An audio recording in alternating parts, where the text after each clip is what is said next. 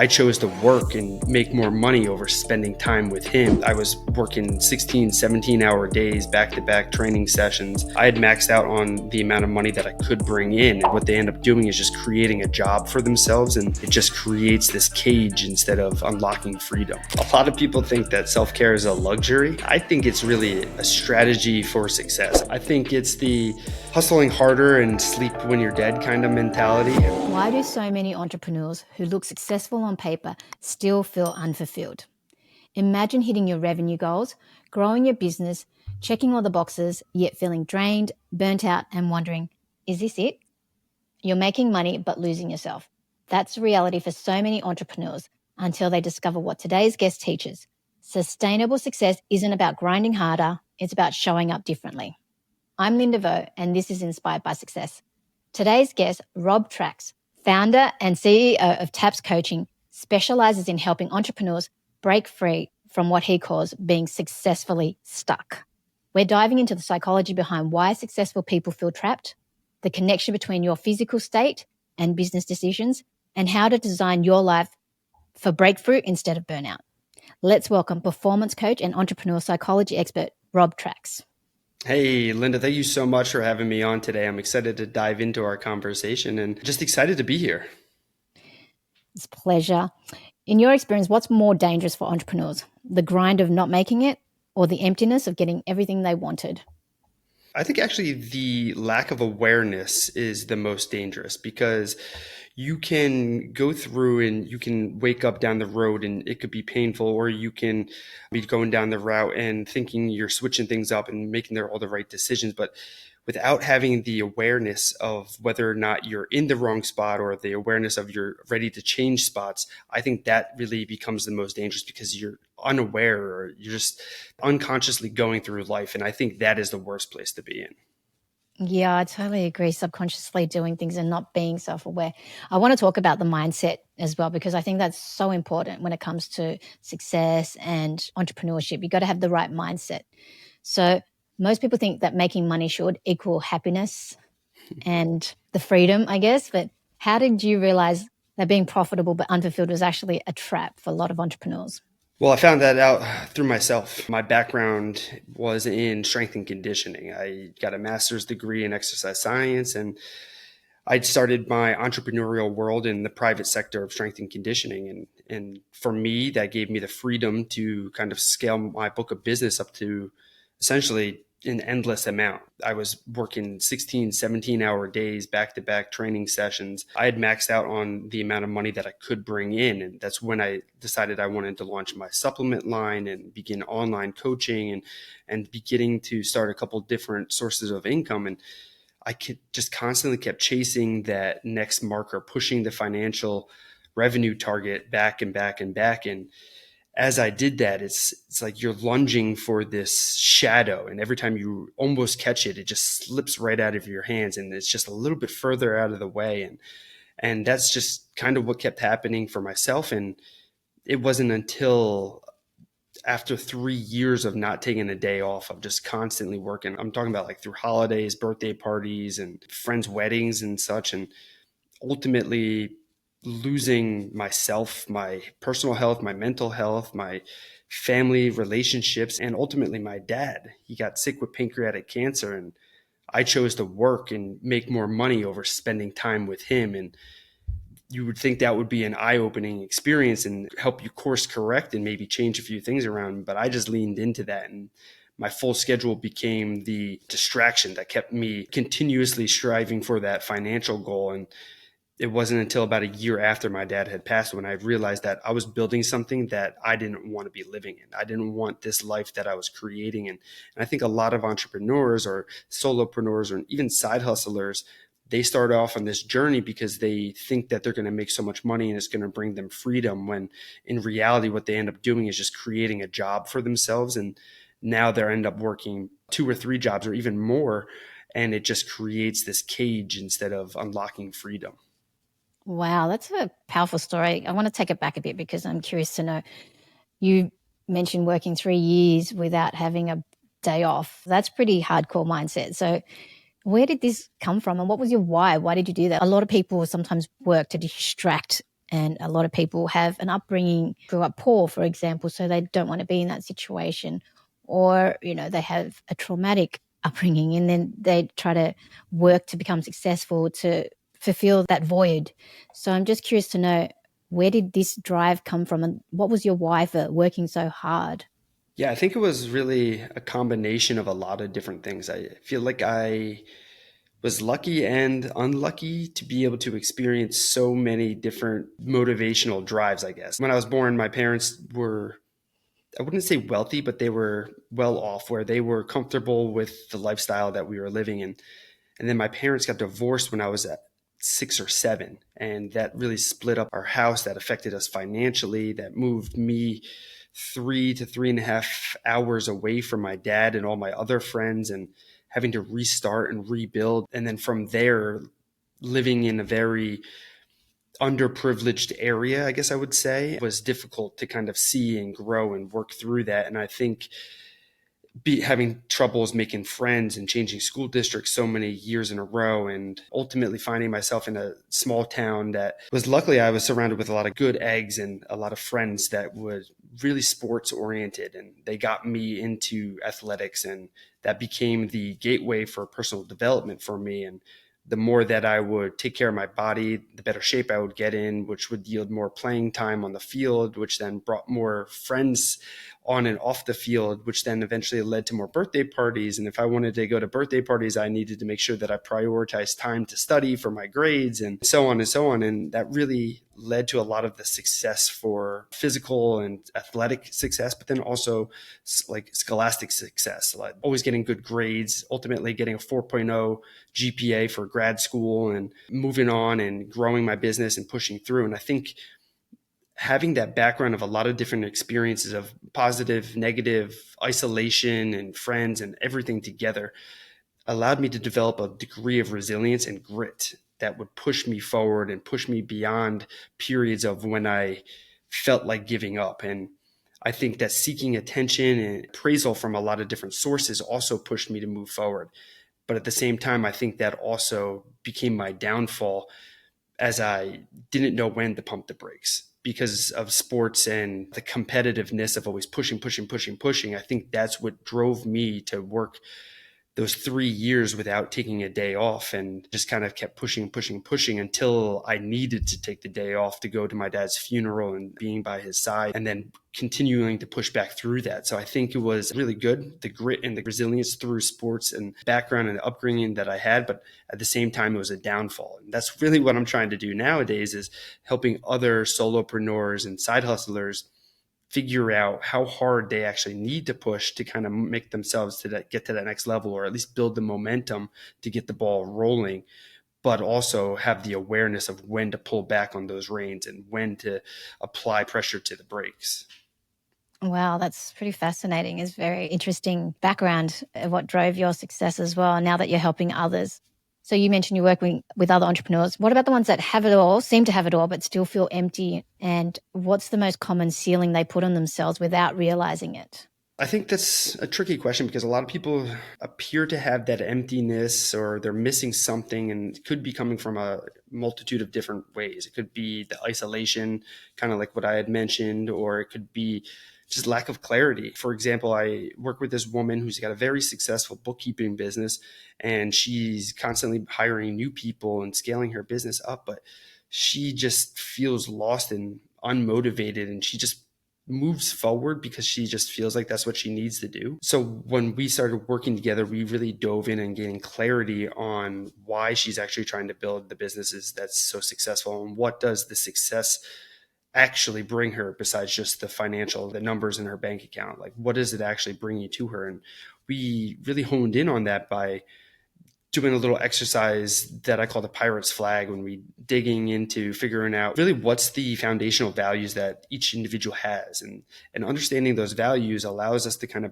paint the picture for the foundation of what really motivates us and drives us and pushes us forward. And then from there, we look at different things like lifestyle and what we want in our life and how we want our life to be creative, and pairing that with the aspirations and goals, and really digging into what is that motivator behind the scenes, just making sure that you understand the values that you hold true to yourself, and understanding the life that you really want to be creating allows you to figure out what really drives and motivates you to make sure that you're constantly striving forward, really like uncovering the deepest level of your why, I guess I could say.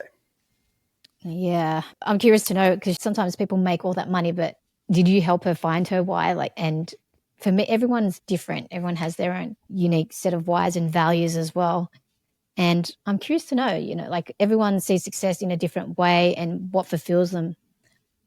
But like, what do you think it is? What factors do you think it's a part of looking at? Like, I think for me personally, what drives me and helps me be fulfilled is finding the why, but I haven't gone deep enough. But ensuring that I'm looking after my body physically, looking after that spiritually as well, making sure that I'm feeding my mind spiritually, and then also making sure that I'm reading and learning from other entrepreneurs or just self-development all the time, constantly. And another thing is the podcast is something that I love doing. It's my creative part. I have a creative element that keeps me happy as well. And just finding the balance between all that, but also relationship, finding time for relationships and for family and for friends. So it's like having such a busy life, but in a way for me, I do feel fulfilled. I do want to hit more of a revenue target, and I have goals, and I always grow my goals, but I think that is super important to, even if I did have it all and hit my goals, as long as I'm achieving those 5 things, like spiritually, looking after myself, that fulfills me. But do you find that's common with all your other clients as well, that once they do that, and I think giving and helping and knowing that you're giving and making an impact to others and working towards not just taking but giving, like for me, it fuels me knowing that I'm helping my staff overseas as well. I've got offshore staff and looking after them and looking after my team in my country as well. So that helps fulfill me. But do you think that's something that's missing from a lot of the entrepreneurs?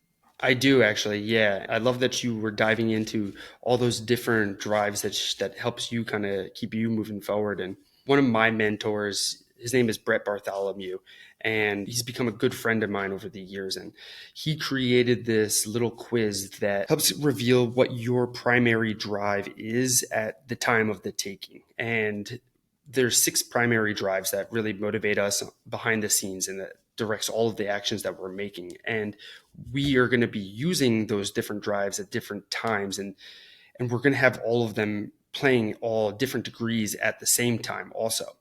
But it's interesting to just check in and take the quiz every once in a while. I do it typically once a quarter, because it'll allow me to get the insight on, okay, well, what is my primary drive at the moment? For example, I'm predominantly an adversity drive, so I really love the challenge. And I think that came from sports and a lot of like my athleticism and all that stuff. But I'm also an achievement drive. So I really love to make sure that I'm checking the box and getting that recognition and making sure that I'm successful in the different things.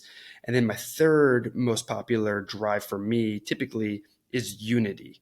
So I love doing all that with other people and making sure that I'm part of it. And some of the other drives are security and significance. And those ones also play into different situations and scenarios too. But predominantly, I'm an adversity drive. But most recently, I took the quiz back I think it was the end of July, and I had shifted more into an achievement drive. What's the secret weapon behind every top CEO and entrepreneur? A game-changing executive assistant. Hermesi gives you access to elite EAs who supercharge your productivity. From payroll and admin to social media and customer support, they handle it all so you can focus on growth and big picture decisions. These aren't your average assistants. They're expertly trained, thoroughly screened, and equipped with the latest AI tools to work smarter and faster. Ready to delegate and dominate? Get 15% off your first 2 months with code INSPIRE15. Don't wait. Visit Hermesi, that's HERMESSI.com, and take back your time today. And that helps me because now I can kind of change my scorecard for the different tasks and things that I have going on, and make sure that I change it so that I can see a couple more of those little check marks, or making sure that I'm setting objectives for me that I can like objectively check off and make sure that I still have those numbers. And that will continue to motivate me because that's what tends to be my motivating driver at the time period. When in time, when I need to shift or change again, and I'm shifting into a different season for my business or for my personal life, I usually take the drives quiz again to kind of see like, okay, where am I at now? How am I different from before? And what do I need to change to make sure that my motivation stays high? I like that, doing that checkup every quarter. Interesting quiz. If you can share that afterwards, that'd be great. For high performance, what's the difference between peak performance and burnout performance? And how can people tell which one they're in? That's a great question because peak performance and burnout performance are, you're going to be able to feel the difference, right? So when you're working in the peak performance, you're going to be moving much more effortlessly. You're going to be sliding through your days. You're going to feel excited. You're going to feel motivated. Your mood's going to be up. You're going to be excited to tackle each objective or task that you have each day. And on the flip side, burnout is where you're really kind of grinding through and you're dreading each second of every day. And it's tough because sometimes some of those performance stages are going to interlock with each other. So you could go from being in a peak performance for a few days of a week, and then you might be dipping into that burnout phase. And sometimes you need to push into that burnout phase just a little bit more because you know that you got to finish out the season or you've got the deadlines that you need to go through. And it's coming back to that awareness, like in the beginning I was talking about, where you want to make sure that you know where the boundaries are so you can bleed into the burnout performance a little bit if you need to, but you want to make sure that you know when it's time to pull the brakes and pump back out of it. Wow, that's interesting. And you talk about people living in reactive mode. How do you help entrepreneurs stop putting out fires and actually focus on growth? I mean, I know that some entrepreneurs don't delegate as much as they should, and some people have got that delegation at the right place, but yet we still have to put out fires. So talk about reactive mode and how entrepreneurs can help themselves through that reactive mode. Yeah, I think reactive mode is always going to be there. You're always going to want to have the ability to put out the fires and make sure that you're reacting appropriately towards those. And I think your ability to handle those fires comes from the challenge that you take on and the resilience that you develop yourself. And that'll make you able to carry forward and move through the challenges with relative ease. But then there are going to be times where delegation and everything is important, and you want to be as proactive as possible, making sure that you're thinking ahead at least a couple of steps so that you can prepare for fires before they pop up. And then that way you can set up systems so that others you can delegate potential fires to other people so that you can train them to look for fires when they do arise. And then you won't necessarily need to handle it yourself. And the more that you can live in that proactive stage, the less you need to spend in the reactive stage, because being reactive is going to require a lot more energy. You need to task switch, you got to role switch more often. And when you're constantly shifting gears or flipping hats, it takes more energy to get that momentum again, to be more productive in the different roles or tasks that you're working on. So if you can be proactive and set up systems to delegate to others to handle situations, you don't need to flip back into that reactive mode quite as much as maybe somebody in an earlier stage of their journey. Yeah, I believe in empowering your team, especially to handle that. I love that proactive thought though, and giving them a heads up and telling them what could happen and then training them for that and preparing for them as a proactive method. Yeah, that's a great idea and the concept as well, especially when you have new people on board and managing their expectations as well. I want to talk about self-care. Oftentimes entrepreneurs don't really think about the self-care part. And for me, I think it's crucial. Sometimes I think I do it too much because when I'm feeling a lot of stress, I always have to get massages, and that would have to be on a weekly basis even, because it's just all that stress piles up. What are your thoughts on self-care, and what advice do you give for entrepreneurs of minimum what they should do? Because I believe in the energy that if I have stress, I take it out on kickboxing. That's my stress relief. But self-care is so important. I mean, you know how they say the airplane where you have to put a mask on yourself before you can take care of others. But a lot of entrepreneurs don't do that, especially at the initial stage, and they're just grinding really hard and hustling. So what are your thoughts on self-care, and how often do you think entrepreneurs need to look out for themselves in order to take care of their business? Yeah, I mean, a lot of people think that self-care is a luxury, and I think it's really a strategy for success. I think if you have it in your system or your routine somewhere, I think it can be a hugely beneficial tool to not only your personal health, but your professional success as well. Because the more that you take care of yourself, the better you can show up for your clients, for your team, just in general in the world. You can show up as a better version of yourself, and that'll bleed into everything else. And at the very minimum, I think you should at least be able to dedicate at least 1 minute a day to just like chilling out and just pausing, maybe taking some deep breaths. But I am a big fan of spending some time. And for myself, I go to this one luxury men's grooming salon kind of thing where it's a haircuts and they do manicures and pedicures and all these other great spots. It's an awesome experience for guys to go to and just hanging out. And one time I was teaching a workshop to a lot of my clients, and I brought in a bunch of people to that actual barbershop that I was just mentioning. And usually I would give a little talk and run everyone through a couple of different exercises and sharing on some benefits of meditation, journaling, and how to successfully set up your schedule so that you can balance a bunch of different things. And this one particular event, I had about 10 guys coming in, and I was talking about how important it is to challenge yourself and push past your comfort zone, and how you can do that in very simple ways. And everybody who signed up for the event didn't know was that everybody there was getting a pedicure while I was going to give my presentation. So everyone got to experience it and go through it. And I was sharing on how self-care can really scale up your personal productivity while also benefiting your professional side as well. Wow, I like that, incorporating business with self-care. That's a great idea for other entrepreneurs out there. If you want to have a meeting, do something, move the needle, do it at a self-care place. Great idea there. Just curious to know, you mentioned meditation, right? And breath work and stuff. How often do you do it? Because for me personally, I believe in just waking up in the morning and doing a quick prayer, quick meditation and gratitude, morning and night, and reading my goals daily. So do you have a ritual that you recommend to your clients as well, and what works? Yeah. So I'm the kind of person who is most productive in the morning, like right when I first wake up. So for the longest time, I've been waking up at, depending on the day, it'll be like 3:45, 3:50 to like 5 a.m. And I used to do that back when I was strength and conditioning, because that would get me up and then I get the ball rolling so I can get out of the door and be awake for my clients at 5 a.m. And since then, I still kind of keep that same morning routine where I'm getting up super early, and I would spend time meditating. I would practice my Spanish. I would gratitude journal. Then I would get a little mini workout in, and then I would make my food for the day. I'd plan out the day, and I'd have this perfect routine in the morning for myself. And that was working really well for a long time until I started traveling and speaking and teaching more workshops. And then whenever I would travel, I wouldn't be able to get my meditation in, or I wouldn't be able to get my journaling or my gratitude in. And that would throw everything off, and then it would take me forever to get back on track. And I just would feel like it was messing me up. But that mentor that I was mentioning to you earlier, Brett, he told me, that's great, but you still got to show up and get the things done that you need to get done.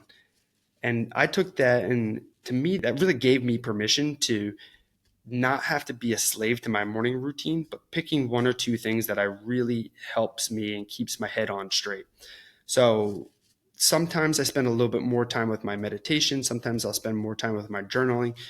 But depending on the season that I'm in and what kind of work I've got going on, I'll lean more into one than one of the others. You mentioned how you write your goals down, or you view your goals on a daily basis and your routine. And now I'm kind of toned back away from that. And what I've recently been spending a lot more time with is my meditation. But it does feel good when I get everything aligned, because it feels like it's some sort of magic where people just fall out of the sky and new clients are onboarding, or new opportunities for speaking or teaching workshops just seem to appear out of thin air. But it's impossible. Yeah, it's impossible to keep the routine as maximum as possible. So what I do is I just stick to what's working well for me in the time period. And like I said, meditation seems to be the main piece at the moment. How long do you meditate for? I shoot for 10 to 15 minutes on a daily basis. I was at like a 36-day streak. I use Headspace for guided meditation. This past week, though, I fell off on my streak because I was away on vacation. But so I was like, you know what? I'm okay with that now. And what about this journaling? People mention journaling. Is that kind of like writing in a diary what your thoughts and feelings, your goals? Or because I've heard another guest talk about her journaling is more just writing everything that you want, manifesting, and then just writing as if it's already happened and being grateful for that. So tell me what your journaling looks like. Yeah, so that has also evolved over the years. It used to be where I would start off every day writing the date down. I'd write my goal for the year, I'd write my goal for the quarter, my goal for the month, my goal for this week, and then I would try to write a goal for the day. And then I would write 3 to 5 things that I was grateful for.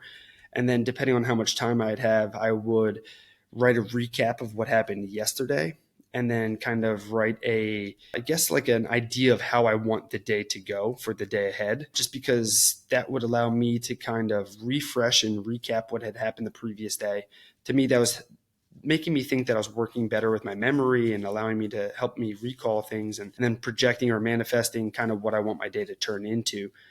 But that was getting into like a really long journaling type thing. So now I try to just keep some gratitude, 1 or 2 things that I'm really grateful for from yesterday, maybe what I'm excited for the day, and just knowing that I don't necessarily need to have a full structure for the journaling itself as well. Same thing with meditation. I thought I needed to meditate for 30 minutes every single day. Otherwise, it wasn't going to work for me. So some days I get like 3 to 5 minutes in, or maybe it's just a minute of deep breath work. And same thing with my journaling. It's just to get something out and get some of the thoughts out of my mind, slow it down to process it and put it into paper or just type it out, and then just kind of moving on. Some days are going to be better where I get a lot more in, and then some days I'm going to just quick little jot down just to get it going. I like that. It seems like you have a lot of discipline there and very focused discipline. So I like that. And you're self aware what works and when you're pushing yourself too hard as well. So kudos to you for that. I want to Yeah. talk about systems as well and how you transform using systems, because that's crucial as well for entrepreneurs who want to scale but still have that balance as well. So let's talk about designing the environment and what's one simple change someone can make today that could instantly boost performance. Yeah, so for designing your environment, I think it's important to make sure that you put yourself in the right mindset or even just place for your environment too. A lot of times people will nowadays work from home. They're kind of working in the same spot where they're also chilling out, watching television or hanging out, relaxing. But I think just making sure that you have something that separates or something that you can do to kind of flip the switch. For example, one of my clients is an author and he's working on this novel that he's been working on for a long time.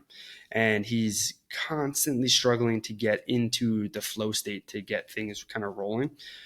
So I've been working with him to really set up a routine or some sort of a system that he can do when he's out of work and he's getting into work mode for his book. So he's been having some fun with it. He's been now created a little playlist that he plays to kind of gear himself up to get into writing mode.